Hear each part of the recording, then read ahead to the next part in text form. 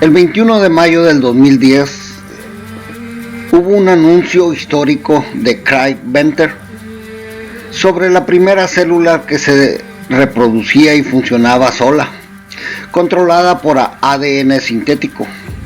Cada proteína de dicha célula se basaba en un código sintético que ellos desarrollaron, y fue muy emocionante por dar lugar a una nueva era científica. Pero surgió la pregunta: ¿qué es la vida si la creamos sencillamente con códigos? Algunos expertos sugieren que se dejó atrás un prototipo antiguo.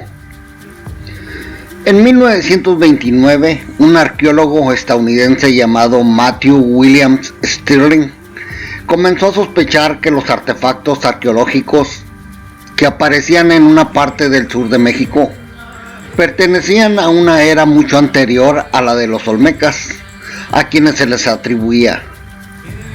Concluyó que los artefactos en realidad eran mayas.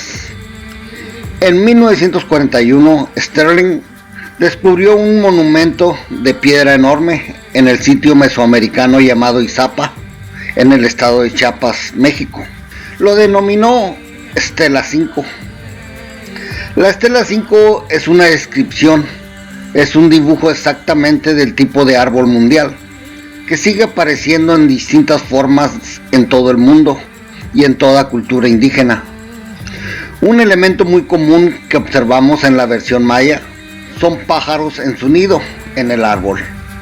Luego se cree que la parte superior del árbol representa el mundo tangible y manifiesto. Luego, el área del árbol que queda abajo de la superficie de la tierra representa el inframundo. El árbol de la vida maya describe la unidad de la humanidad, que venimos de la misma raíz, que nos ramificamos y nos convertimos en varios. Ahora, amigos, el árbol de la vida maya quizá no luzca como la descripción codificada del genoma humano, pero los investigadores comenzaron a mapear su imagen y contaron 12 figuras humanas, 12 animales, más 25 objetos inanimados o botánicos y 9 máscaras de deidades estilizadas grabadas en la piedra. Dado que las escenas se superponen varias veces, pareciese contar una historia.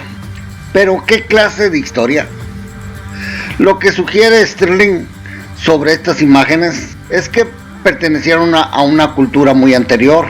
¿Podría ser solo el inicio de su origen? Graham Hancock, autor del libro llamado Las huellas de los dioses, comenta: remontémonos al jardín del Edén. En el jardín del Edén hay dos árboles importantes.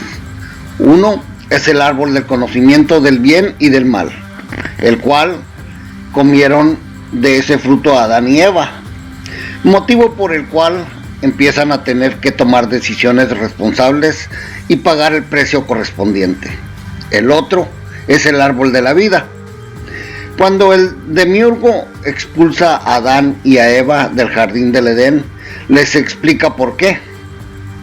El motivo es inquietante. Les dijo: esto era algo necesario, se les debía expulsar del jardín del Edén. Habían comido del árbol del conocimiento del bien y del mal.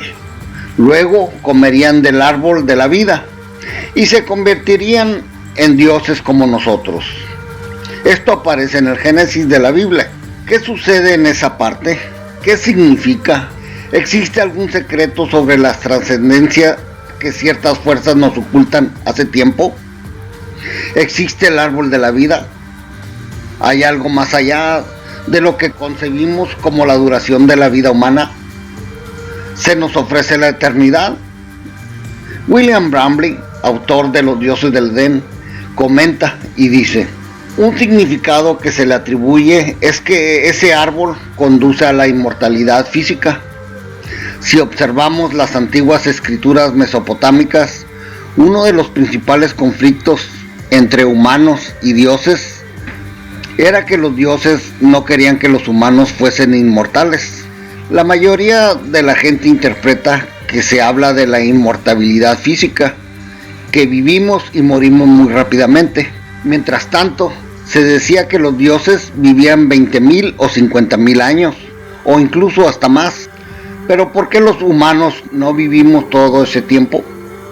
La idea fue que quizás los humanos fueron programados para morir más rápidamente, para que no fuesen como los dioses.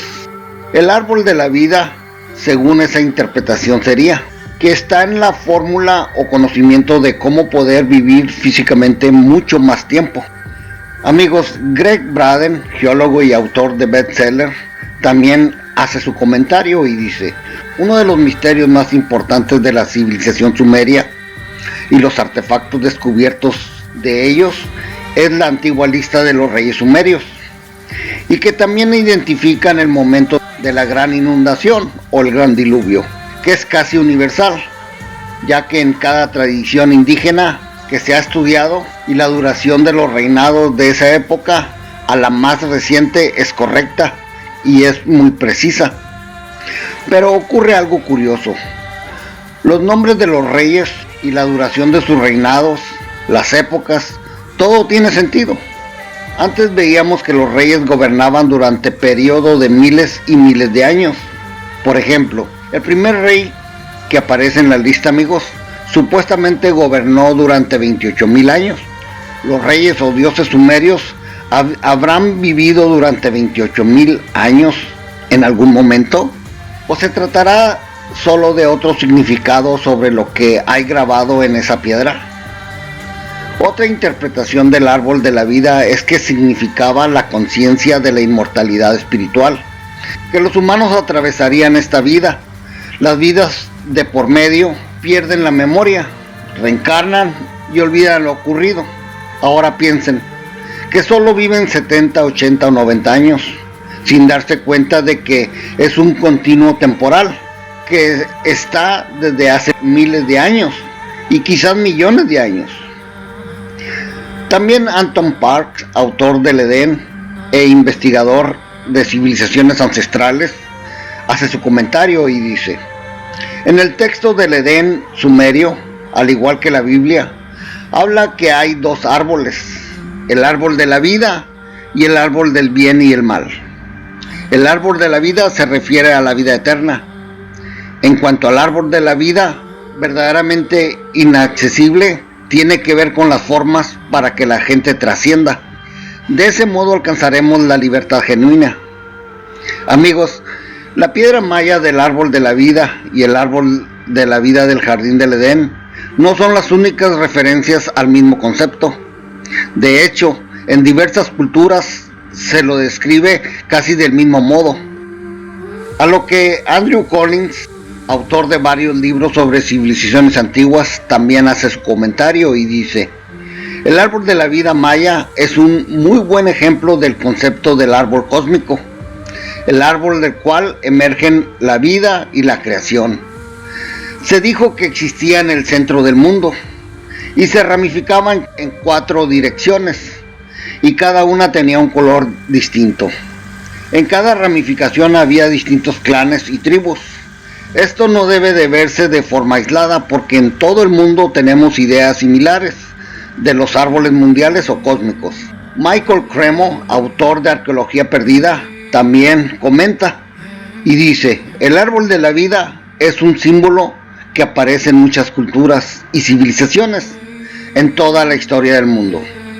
La antigua civilización nórdica en Europa tenía un árbol sagrado, era el Yggdrasil, y creían que conectaba el mundo de los dioses con el mundo de los humanos y el inframundo.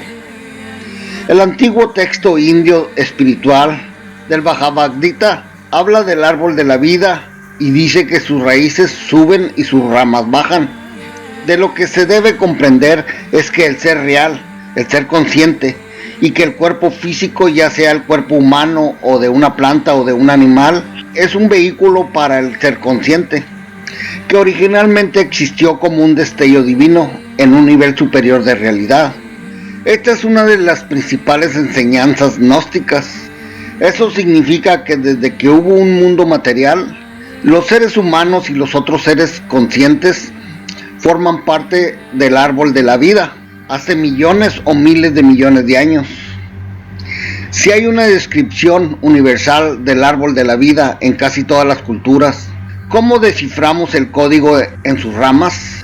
A lo que el presentador David Wilcock comenta y dice: Hammett's Mill describe la continuidad que parece casi imposible de creer entre las mitologías de todo el mundo.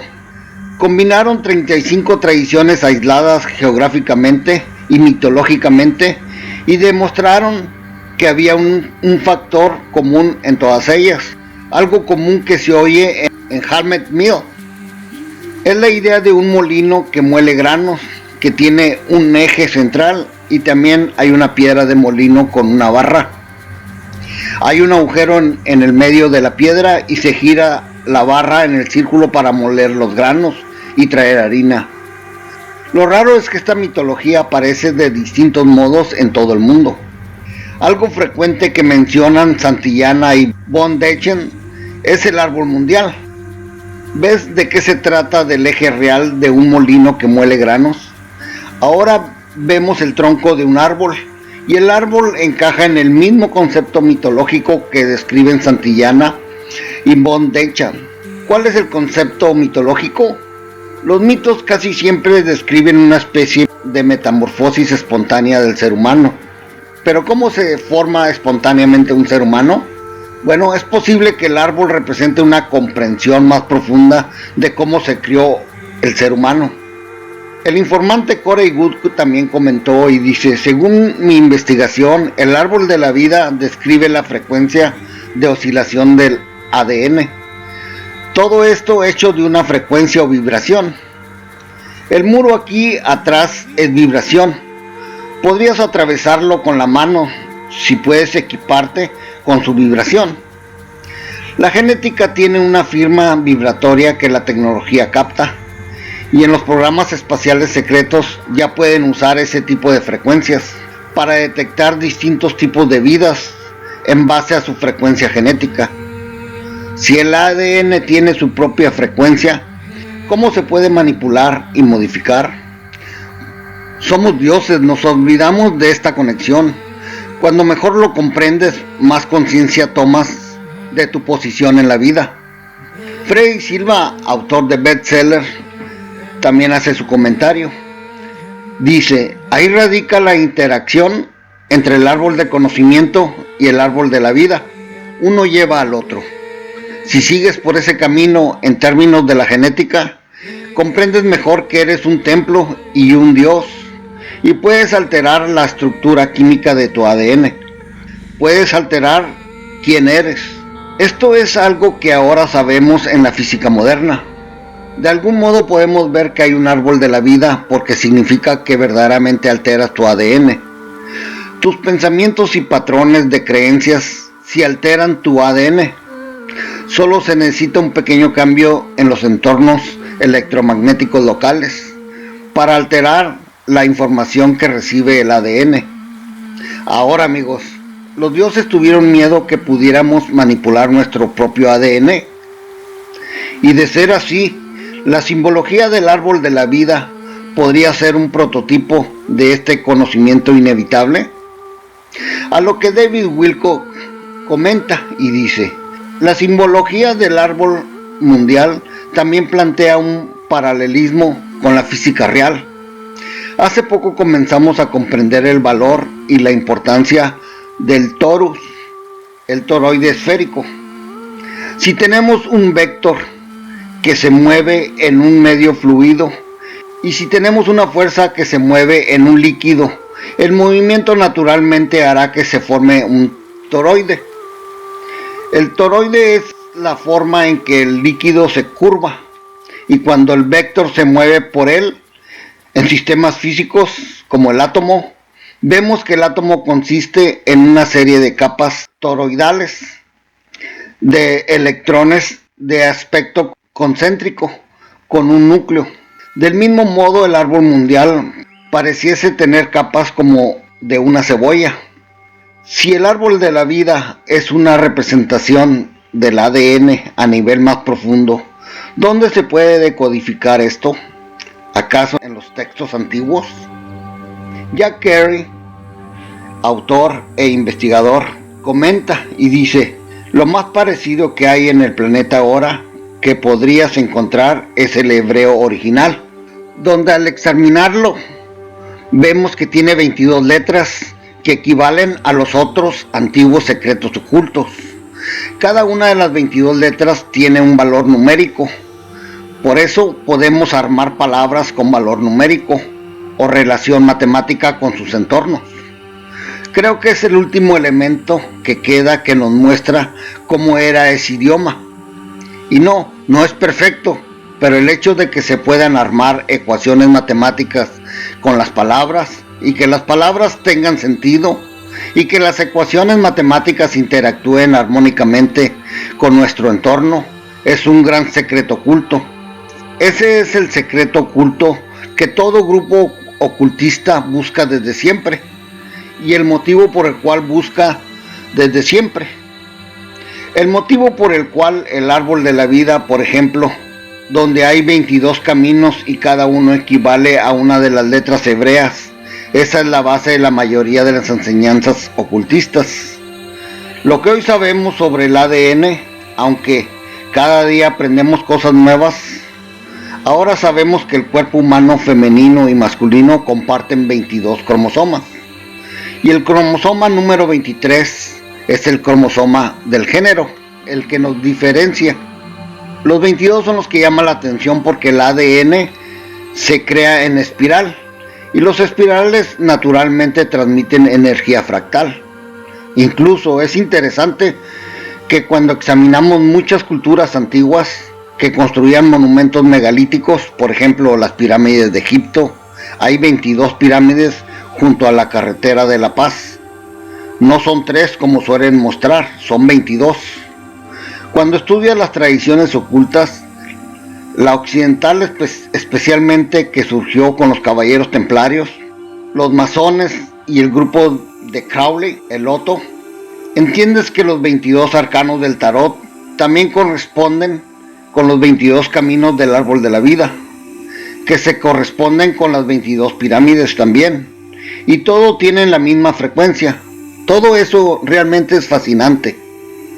Es interesante además que el árbol de la vida maya, grabado en el Estela 5, y sus representaciones en la cultura maya, también tienen una correlación rara con el número 22.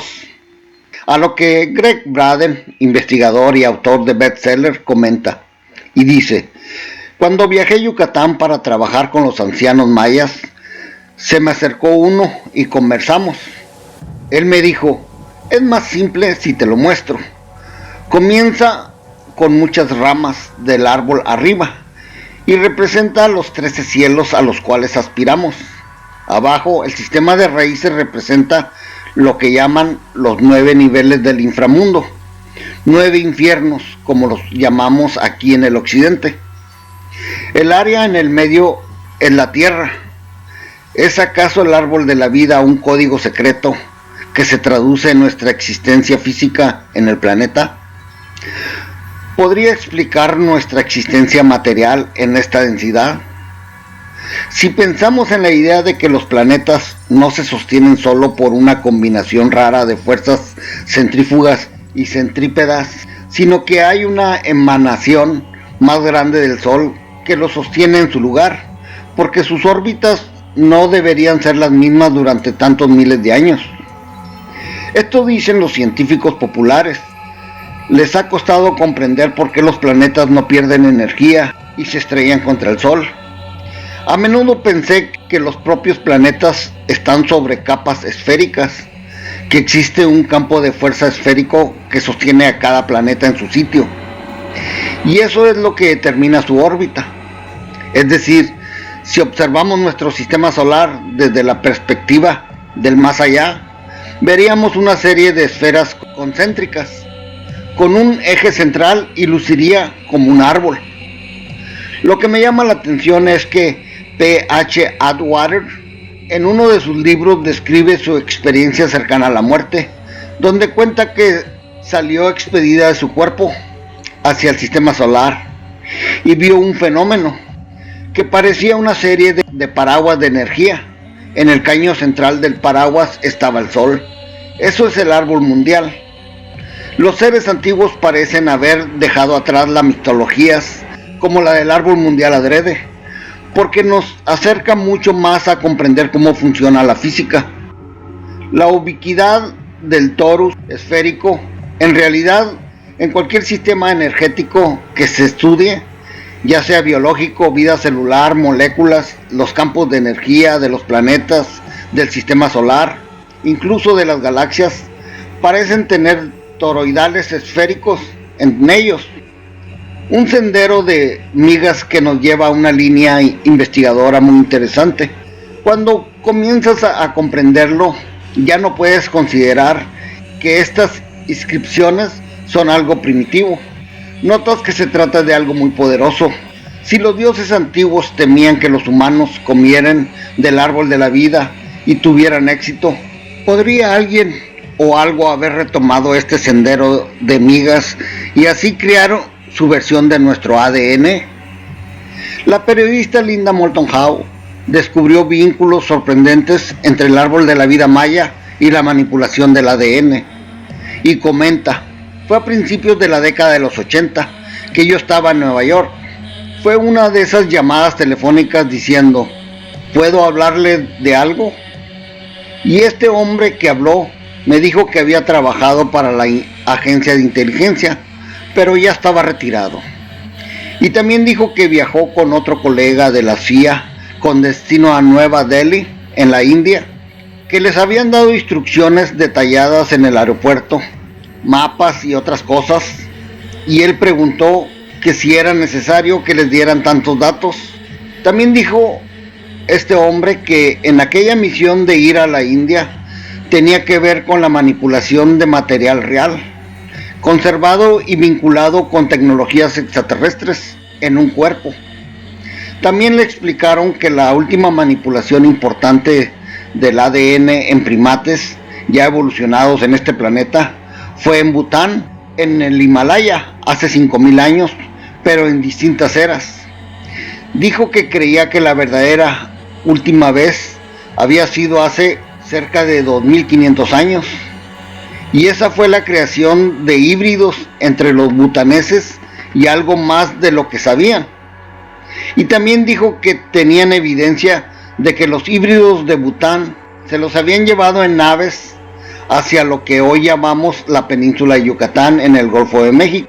Dijo que en civilización maya habían creado un programa de híbridos, los EVEN, que son las siglas en inglés de entidades biológicas extraterrestres, y que los llevaron a la península de Yucatán para alejarlos de los otros programas de híbridos que había ya en la Tierra, que colocaban seres híbridos en la cima de las montañas, en las islas, en penínsulas, para separar sus experimentos aquí en la Tierra.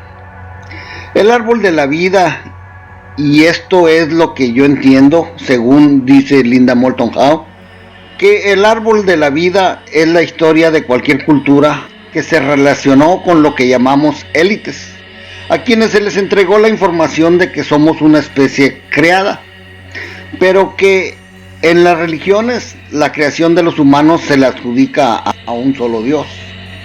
Amigos, Craig Venter también dijo esto en una conferencia, y lo leo como lo pronunció. Dijo: considero que el ADN es una molécula de codificación análoga. Cuando secuenciamos el ADN, convertimos este código análogo en uno digital, y los unos y los ceros en la computadora son muy similares a los puntos y los guiones, que Schrödinger señaló como el código original. Lo llamé biología digitalizadora en este proceso. Si Craig Venter y su instituto están en lo cierto, amigos, ¿eso significa que nuestro código es parte de una base de datos mayor?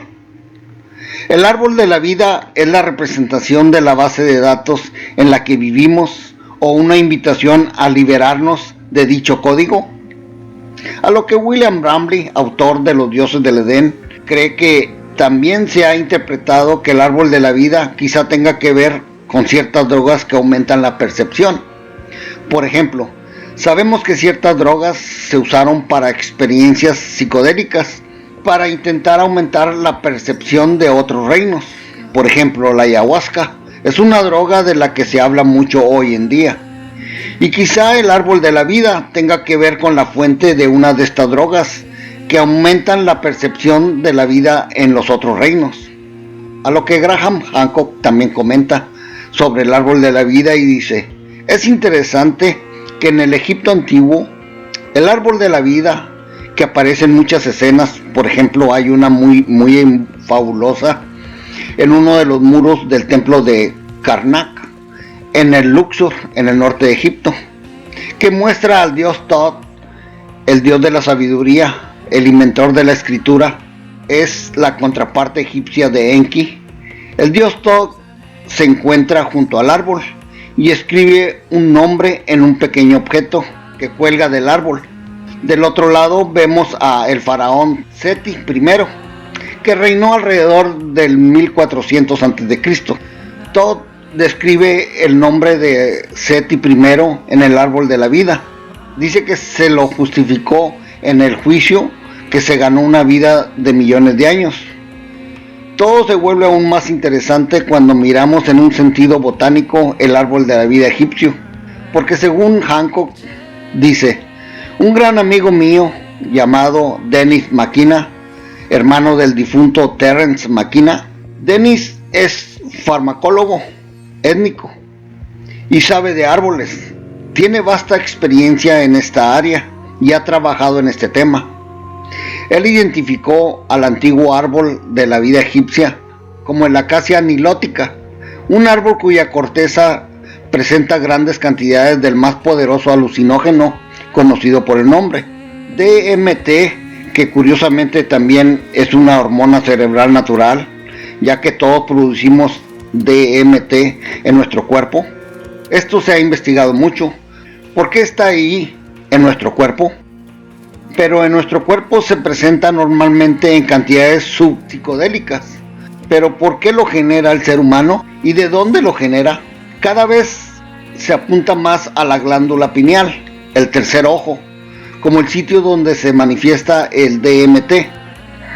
Es fascinante que fuera del reino de las plantas se encuentre el DMT, la propia molécula asociada con el antiguo árbol de la vida egipcio. Tenemos enseñanzas sobre cómo deberíamos funcionar en esta universidad de la dualidad y cómo podemos ser presencias sustanciosas y positivas en el universo en lugar de negativos. Podemos desprendernos del demiurgo y acercarnos al reino del espíritu de la manera más directa. El árbol de la vida podría ofrecer un fruto que nos permita ver más allá de este nuestro mundo creado. Estas representaciones antiguas podrían darnos las herramientas que necesitamos para romper nuestra prisión tridimensional. Expertos como el ingeniero Jack Carey, y autor del libro, cree que los humanos antiguos dieron con una herramienta que desafió a los dioses antiguos, y comenta, dice: imaginen una especie que desarrolla un idioma tan potente que usa las leyes de la resonancia armónica para crear cambios instantáneos a su alrededor. Bueno amigos, esto sigue a más profundidad en el siguiente capítulo de Civilización con Amnesia, en donde hablaremos de la revuelta del hombre primigenio y la Torre de Babel. Soy tu amigo Antonio Cisneros y los espero en el próximo capítulo de esta Civilización con Amnesia. Abrazos para todos ustedes y recuerda que el futuro es nuestro. Los quiero.